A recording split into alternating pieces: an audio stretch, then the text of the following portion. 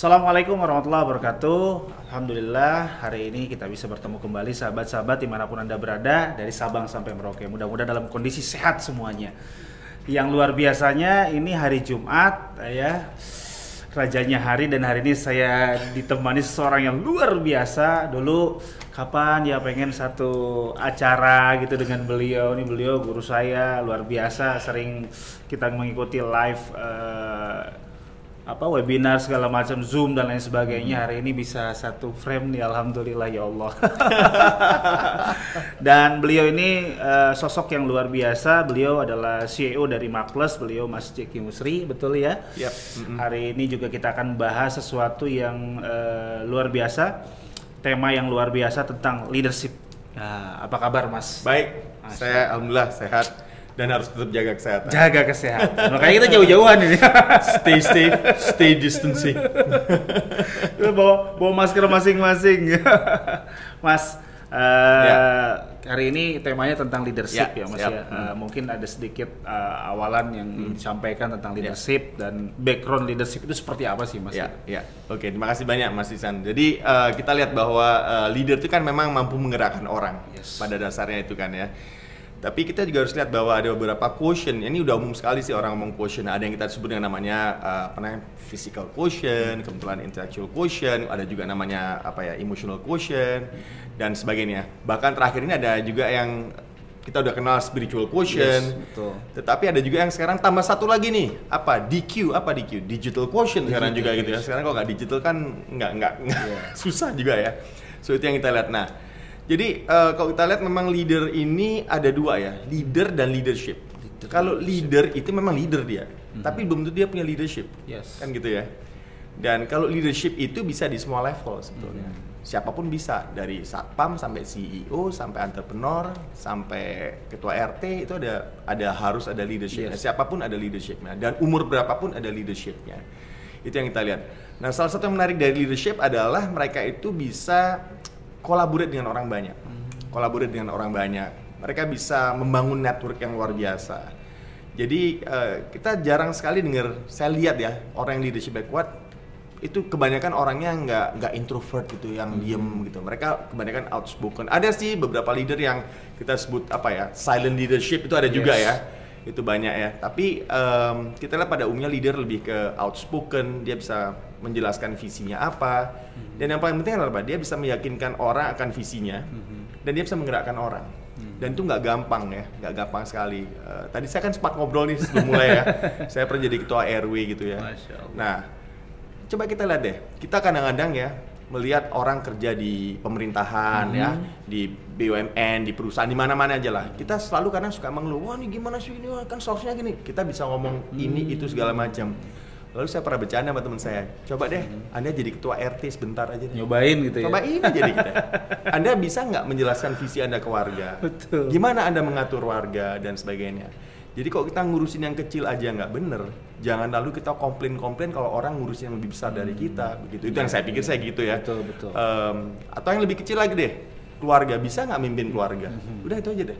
Bisa nggak keluarga itu punya trust ke kita, terus dengerin kita ngomong, itu juga sesuatu hal yang ini, dan itu starting pointnya ya.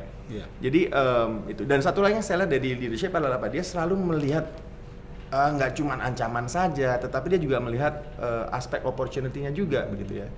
Aspek opportunity-nya, nggak cuma lihat ancaman-ancaman, threats-nya saja, tapi juga opportunity-nya. Dia bisa membangkitkan semangat orang, memotivasi orang, dan melihat ancaman itu sebagai suatu kesempatan juga gitu loh, seperti itu. Kan kita sekarang lagi ngalamin nih COVID nih ya. Betul. Oke, memang kita harus hati-hati, itu pastilah, kita udah tahu semua, nggak usah diomongin. Tapi kita juga harus melihat bright side-nya juga. Ini mungkin kita mulai mereset diri kita mulai babak baru dan sebagainya. Dan memang tidak gampang ya. Dan kita lihat sekarang ya, pada kondisi normal semua leader itu kelihatan bagus. Tetapi dalam kondisi krisis seperti ini baru kelihatan leadership-nya. Kan gitu ya? Menarik. Saya leader, nggak ada apa-apa ya, semua bisa jadi leader gitu kan. Gitu. Tapi begitu krisis seperti ini, kita lihat siapa yang benar punya leadership. Siapa yang tampil ke depan, ngomong dan sebagainya, dan siapa yang ngilang juga gitu kan. Nah itu kelihatan ini orang ini kemana nih, dulu biasanya banyak ngomong nih, hilang nih gitu ya. Kemana dia nih? Nah itu seperti itu. Lalu kalaupun dia masih tampil, apakah orang dengerin dia, itu juga suatu hal yang kita perhatiin juga. Satu hal yang saya juga lihat lagi adalah leader ya, yang kuat leadershipnya adalah dia bisa mentransform. Dia sifatnya mempunyai sifat transformasional yang kita kenal dengan transformational leadership. Contohnya misalnya gini, aku anak buahnya Mas Iksan nih, ya, saya akan nurut Mas selama Mas bayarin saya, ya kan? Wah pokoknya sama gue dapet duit dibayarin, gue nurut aja sama dia gitu kan? Itu transaksional kan? Transaksional gitu ya. Tetapi kita lihat nih, contoh di eranya Soekarno misalkan, orang Indonesia pada lapar semuanya, terus Pak Karno tampil ngomong di depan orang, itu siapa yang berani kayak gitu di depan orang yang lapar perutnya? Tapi dia bisa membalikan kondisi, mengatakan bahwa enggak, ini Indonesia bla bla bla, terus orang justru mendukung dia, mendengarin dia. Itu nggak gampang kayak gitu. Itu yang saya maksud dengan salah satu contoh transformational leadership. Banyak kok pahlawan kita yang begitu, Pangeran Diponegoro, betul. Jenderal Sudirman, itu kalau diomongin leadershipnya itu gimana dulu, saya bingung mulai dari mana gitu, saking dia hebatnya ya. Dan kita lihat semua leader ini ya, yang kuat leadershipnya, itu networknya luar biasa sekali. Dia kumpul dengan banyak pihak, ngobrol dengan banyak pihak, dia mendengarkan orang, but at the end of the day dia menentukan ini begini. Dan orang akhirnya follow dia begitu ya. Itu yang aku lihat dari secara umum, Mas Iksan. Luar biasa Mas, ini awalan yang bikin pemanasan ini. Leadership tadi ya disampaikan. Orang bisa aja jadi leader tapi ke leadershipnya belum tentu ya. Nah, sekarang kita melihat kondisi COVID ya. Nah, bisnis di mana-mana jatuh, kita nggak melihat bisnis kecil besar lah, raksasa besar juga turun ke jalan segala macam gitu ya, Mas mungkin melihat. Nah kaitannya leadership dengan bisnis seperti apa nih Mas? Wow. Saya dulu pernah bikin suatu hipotesis dan menguji hipotesis itu.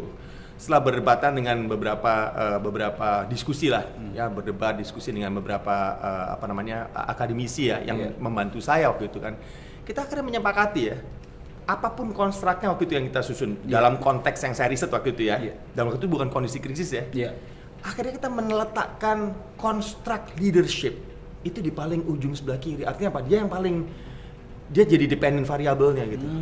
Dia akan menentukan apakah kita ngerti pasar, kita ngerti ini apa, itu sampai ujung paling kiri apa? Kinerja perusahaan. Jadi at the end of leadership, kita ambil contoh banyak deh, kayak Elon Musk misalkan. Itu dia sampai bisa punya visi begitu, merealisasikannya sampai bikin persewaan angkutan keluar angkasa yang NASA nggak pernah bisa lakukan dalam sekian lama. Itu kalau dia nggak punya leadership yang kuat, menggerakkan orang segitu banyak, dan dia bukan scientist juga. Tapi lihat yang kerja dengan dia, orang saintis hebat-hebat dan sebagainya. So kalau aku lihat ya, memang leadership ini komponen yang boleh dikatakan dia menjadi konstruk atau variabel yang sangat menentukan sebetulnya di depan tuh. Kita lihat dalam bisnis misalkan, perusahaan, simple aja deh, kita ambil di semua buku-buku atau kita ngobrol dengan pimpinan perusahaan. Selalu menetapkan visi. Perusahaan mau jadi apa nih? Misinya apa gitu. Itu kalau dia nggak kuat leadershipnya, dia menetapkan visinya ya mungkin ecek-ecek juga begitu ya, dan perusahaan juga kemana-mana, dan waktu eksekusi dia nggak akan nge-grip sama sekali.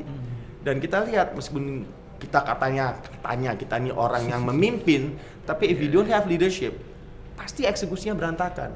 Dan di dalam banyak perusahaan, eksekusi itu adalah kegagalan paling besar di situ. Jadi namanya leader itu dia nggak bisa cuman ayo kamu gini, kamu nggak bisa begitu. Dia benar nge-grip sampai ke detail, meskipun dia nggak ngerjain sendiri. Karena kan ada followersnya gitu kan. Nah, cuman sayang banyak buku mengenai leadership, tapi nggak banyak buku mengenai followership. Maaf ya. Jadi kadang-kadang susah gini. Jadi kadang-kadang gini loh.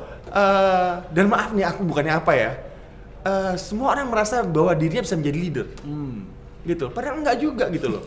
Kadang-kadang kita harus jadi follower gitu loh. Karena emang we cannot lead gitu loh. Wah kayaknya gue follower, gue bantu aja, gue dukung deh. Nah ini kan kita lihat bahwa kadang-kadang orang suka pengen jadi leader, kalau jadi leader itu kayaknya gimana. Tapi kalau dia nggak punya leadership, akhirnya dia tidak mempunyai integrity, dia tidak mempunyai, bisa menimbulkan trust bahwa he's a good atau she's a good leader. Dan kembali lagi ke bisnis, itu yang saya katakan sebagai dalam model saya gitu kan.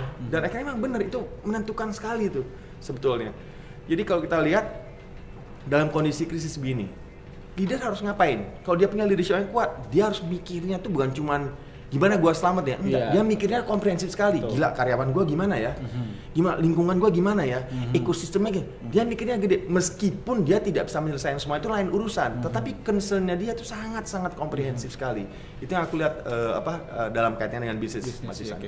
Lebih dalam lagi mungkin Mas, ada satu kalimat yang ingin saya tanyakan ya, mungkin dari beberapa penelitian yang Mas lakukan bahwa leadership itu dilahirkan atau dibentuk? Nah ini dia. Itu mirip kayak entrepreneur. Entrepreneur itu dibentuk atau dilahirkan entrepreneur. Kebetulan ada orang-orang yang lahir udah kuat DNA-nya sebagai leader dan dia punya leadership, kebetulan. Tetapi banyak juga ke orang yang tidak terlahir quote unquote ya sebagai leader, akhirnya jadi leader juga. Dan terjadi leadershipnya. Jadi kalau saya pikir sih tergantung dia lingkungan besarnya di mana, apa perjalanan hidupnya, apa dia melalui learning curve kayak bagaimana. Kalau saya mungkin tiap hari ngumpul sama, kalau di Indonesia kan yang paling kuat entrepreneurnya katanya orang Padang gitu ya. Betul. Tiap hari ngumpul orang Padang, saya pasti jadi entrepreneur deh. Ya kan? Tiap hari ngomongnya dagang, terus jadi entrepreneur saya gitu kan. Saya misalkan ngomong dengan orang yang komunitasnya suka nyanyi, saya jadi penyanyi juga bisa. So it really depends on di mana saya background sosial saya, siapa saya ngumpul dan sebagainya, itu akan membentuk kita menjadi orang yang seperti apa. Kan dulu ada pernah penelitian tuh, kalau 2 bayi kembar, satu ditempatin di sana, satu main, jadinya kayak gimana? 2 orang yang totally different gitu kan. Jadi saya yakin ya, leadership itu bisa dipelajari, bisa coba kita adopsi dan akhirnya kita mempunyai good leadership ya. Sebenarnya bisa, tetapi memang tiap orang beda-beda, ada yang cepat, ada yang dari sononya udah ada gitu ya, tapi ada yang perlu waktu belajar dan sebagainya. Jadi I think itu bisa. Tapi juga ada juga yang memang dari awalnya gue nggak pengen jadi leader. Gua mau hidup soliter di hutan. Gitu aja, udah. gitu. I just wanna lead myself. Itu pilihan dia juga sebetulnya. Jadi I think bisa mirip kayak entrepreneur lah. Entrepreneur belum tentu punya entrepreneurship yang kuat juga kan. Sebetulnya. Nah, entrepreneurship ini bisa dipelajari sih soalnya. Dia ngelihat orang kerja, oh gitu dia tiru, dia adopsi. Oh, ternyata dia akhirnya dapat grip, oh gini tau cara, akhirnya jadi good entrepreneur gitu ya. Entrepreneur yang entrepreneurship-nya kuat gitu kan.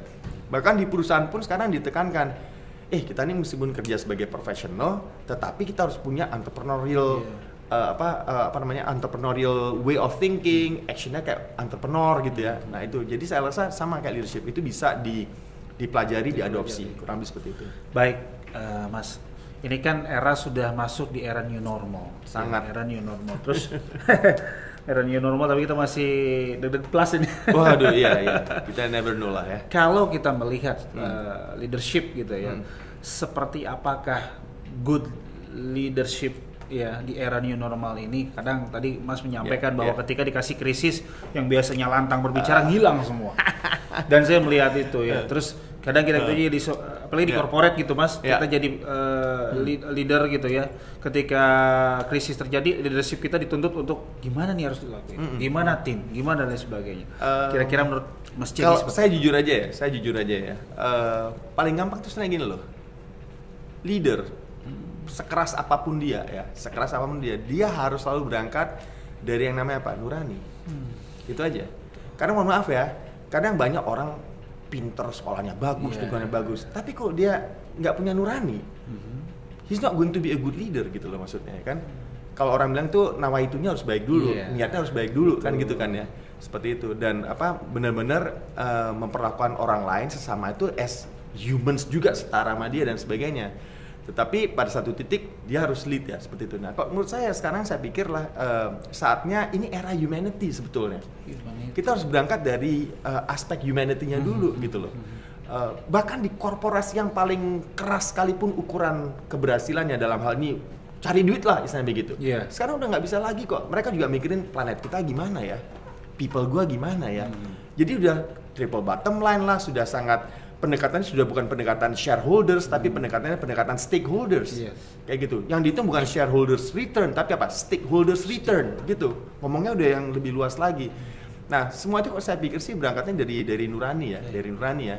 Dan bisa juga dari aspek religiosity juga ya. Macam-macam. Tapi intinya adalah apa? Yang penting dia niatnya baik dulu sebetulnya. Dia tuh harus merasa bahwa dia tuh berguna untuk banyak orang dan create a very positive impact to others. Yang penting seperti itu. Ini udah banyak diomongin sebetulnya, tapi kadang-kadang memang ada yang abuse itu. Mohon maaf nih ya, aku misalkan menjabat satu posisi penting, ya kan? Itu kan amanah sebetulnya kan? Betul. Tapi nggak aku abuse itu. For my personal interest gitu kan, atau nah itu yang aku rasa yang kita lihat di beberapa hal masih terjadi gitu ya. Even bahkan udah dalam kondisi sulit pun dia masih take advantage. Itu kan berarti dalam tanda kutip niatnya gimana nih orang sebetulnya? Dia punya nurani nggak sebetulnya gitu ya? Mohon maaf ya, di beberapa negara yang dalam tanda kutip agnostik deh, don't believe in God, ya. Tapi kalau dia punya nurani dia baik kok sama orang. Betul. Ya kan? Dia bisa ngerti manners. Dia ngerti nggak boleh kasar, nggak boleh gini, nggak boleh itu haknya, itu ngerti. Padahal itu agnostik loh. Ya kan, ini omongnya begitu kan ya. Kalau di Amerika kan ada orang bilang bahwa ada believers sama non-believers kan. Yang non-believers kalau dia punya nurani pun dia tetap baik kok sama orang kok. Seperti itu, dia nggak ganggu, nggak nyakitin orang, nggak mencuri, nggak macam-macam itu. Jadi I think sekarang ini era humanity. Jadi leadership dalam kondisi seperti ini adalah leadership harus dilandasi dengan semangat humanity, nurani. Itu udah very basic sekali gitu. Aku rasa itu sih Mas. Yes, pendekatan humanity ya, dan sekarang sudah hampir diterapkan di beberapa perusahaan besar ya Mas. Oh iya. Dan luar biasanya berhasil juga ya. Mereka sudah melihat orang itu sebagai bukan hanya sekedar faktor produksi, tapi it's the family, it's part of this. Ini udah benar-benar yang udah lebih horizontal pendekatannya, dan pendekatan makin inklusif seperti itu. Gak ada ini teritori, udah makin inklusif gitu kan. Jadi aku rasa itu ya. Makin inklusif, makin open, makin transparent gitu ya. Aku rasa itu yang membuat akhirnya seorang leader bisa diterima dimanapun. Kalau misalkan nih kita punya satu komunitas, kita jagonya di komunitas itu aja, kita ke komunitas lain nggak dianggap. Buat apa gitu loh. Kita misalnya saya nih ngomong di kampung saya, wah semua ngedengerin. Coba ke kampung sebelah, didengerin nggak? Nggak didengerin. Berarti apa? Kita cuma jago kandang aja kan gitu kan. Leader, dia bisa transenden, diterima semua orang, di semua kalangan, semua latar belakang, gender, ras dan sebagainya seperti itu. Aku rasa itulah leader. Leader itu bisa diterima. Bahkan kita kadang-kadang ada negara lain yang leadernya bagus, kita ikut seneng kok. Ya kan? Ih gila ya. Paling nggak saya mikirnya apa? Paling nggak dia untuk dunia, dia menciptakan kemaslahatan kan gitu ya. Untuk dunia dia menciptakan kebaikan. That's it. Padahal saya nggak vote dia, bukan warga negara sana juga gitu ya. Tapi bangga ya Mas. Tapi wah ini ada orang kayak ini lumayan ya. Paling nggak aduh dunia makin aman ya ada orang kayak gini deh. Tanpa ngeliat dia sukunya apa, agamanya apa, tapi paling nggak ada dia paling nggak lebih aman nih dunia sekarang. Tapi ada juga leader di satu negara lain yang kita bilang ini orangnya kok begini sih. Ini bikin dunia resah ini. Betul. Berarti apa? Aduh gimana ya? Itu I think yang saya lihatnya sih seperti itu. Saya rasa kembali ke tadi. Semua akhirnya kembali ke humanity. Dan kita sekarang ini benar-benar dalam krisis seperti ini justru humanity itu yang harus dikedepankan saya pikir. Baik Mas, di era new normal ini kira-kira menurut Mas Jeki karakter-karakter leader seperti apa, dan mungkin bisa memberikan contoh gitu ya, yang pas, karena kebanyakan sekarang ini anak-anak muda nih naik jadi leader handal nih. Kan tadi saya udah bilang bahwa leader itu nggak ngeliat umur sebetulnya kan, nggak ngeliat umur. Ada tuh banyak siapa tuh yang dari Afghanistan waktu itu, yang cewek itu siapa tuh, saya lupa namanya, itu kecil banget, tapi dia bisa lead, bisa menjadi inspirator gitu ya. So, kalau kita mengenai kriteria leader tuh wah panjang banget ya. Tapi yang saya perhatikan yang paling penting untuk jadi leader menurut saya adalah trust. Dia bisa menimbulkan trust dan dia punya integrity.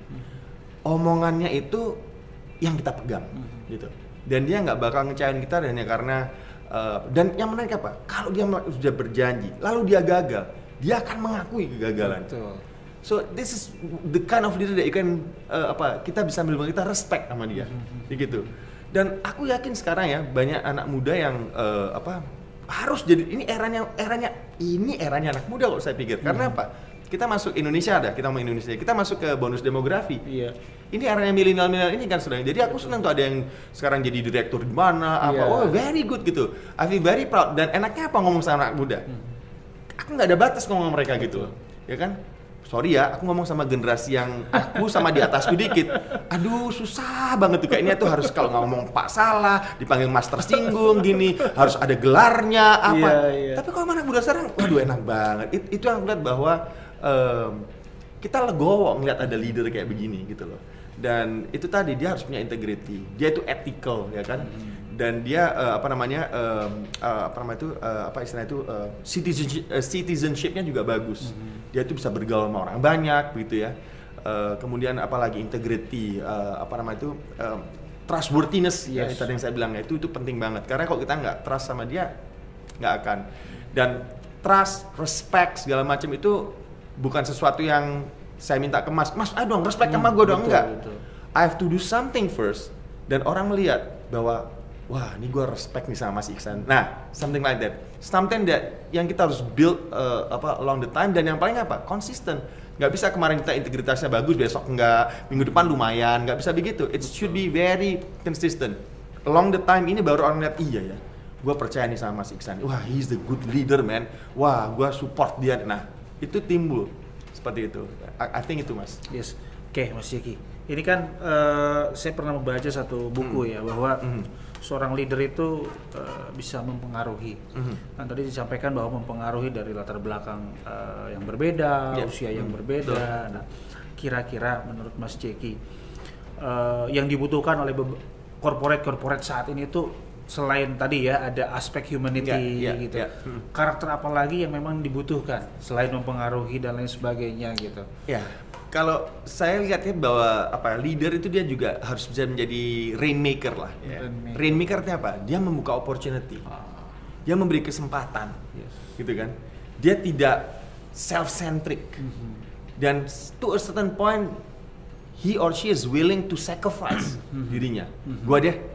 Nah, seperti itu. Dan dia tidak pernah cari excuse. Kalau gagal. Bukan, oh ini karena hujan, oh karena jalan macet. Iya sih tadi pintunya. Wah, nggak ada begitu. Dia take, wah, this is my fault. Seperti itu. Jadi karakter leader yang show the responsibility ya. Nggak cuman ke keluarga dirinya sendiri, tapi juga ke orang banyak. Itu saya rasa yang sangat-sangat penting sekali. Itu yang membuat perusahaan akhirnya secara korporasi bisa dipercaya. Dan bahkan kalau leadernya bagus, leadershipnya di perusahaan itu bagus, itu bisa menjadi suatu dalam tanda kutip ya, aset intangible di perusahaan itu. Betul. Dan itu akan berpengaruh kemana? Ke valuasi dari perusahaan itu. Seperti itu. Betul. Kan seringkali ini ada perusahaan ya, kita lihat di beberapa negara bahkan di Indonesia, begitu ganti pimpinan, sahamnya turun harganya. Betul. Ada kan begitu diganti, wah sahamnya naik. Berarti kan pasar percaya sama dia kan. Betul. Wah dipimpin sama si ini nih gitu ya. Dan dia juga terlihat dari katakanlah indeks misalkan. Misalnya ada di negara mana menterinya diganti, wah indeks langsung naik, wah itu pasar tuh nggak bego gitu loh. Pasar melihat itu, pasar tuh punya rasa juga dan sebagainya, dan dia ngelihat seperti itu. Dan itu yang saya bilang tadi, akhirnya bottom line-nya adalah do we believe in this guy? Kita percaya nggak sama orang ini? Kita bisa believe nggak sama dia? Kurang lebih seperti itu sih. Yes, Mas. Satu pesan untuk sahabat-sahabat kita yang masih muda-muda ya. Mereka akan menjadi yang menerima tongkat estafet kepemimpinan kita ya. Pesan apa yang disampaikan kepada sahabat-sahabat yang ada di Indonesia ini, yang mereka ini menjadi, kadang kan kita suka mikir ya, duh masih pada muda-muda, instan juga gitu kan. Tapi mereka punya kapabilitas yang luar biasa, dan mungkin satu kalimat dari Mas Jeki yang bisa menjadikan inspirasi untuk mereka. Ya, saya sih mungkin lihatnya sederhana aja ya. A good leader itu harus memahami benar sumber daya yang dimiliki apa, baik itu sifatnya intangible atau tidak ya, satu. Kedua, a good leader itu harus tahu kapabilitas untuk meleverage sumber daya itu. That's a good leader. Ketiga, a good leader dia sudah memiliki kapabilitas meleverage semua sumber daya yang ada, dia harus bisa menciptakan kompetensi. Begitu dia bisa menciptakan kompetensi, dia harus berani berkompetisi juga. Jadi kalau saya pikir sih, given semua itu dengan segala informasi, dengan segala konektivitas yang ada, pesan saya cuma satu aja sih sebetulnya sih. Anak-anak muda sekarang harus gaspol. Gaspol. Gak usah ngerem ya. Gaspol ya. Asal remnya juga bagus ya gitu ya. Tapi yang ini apa? Artinya apa? Kita perlu analisis, perlulah segala macam. Saya selalu mengquote apa tuh, ada satu poem ya, suatu puisi yang saya lupa yang nulis, orang Afrika gitu. Dia bilang gini, setiap pagi itu ada seekor harimau bangun. Dia harus lari lebih cepat dari gazelle, kayak rusa gitu ya. Gazelle yang paling lambat.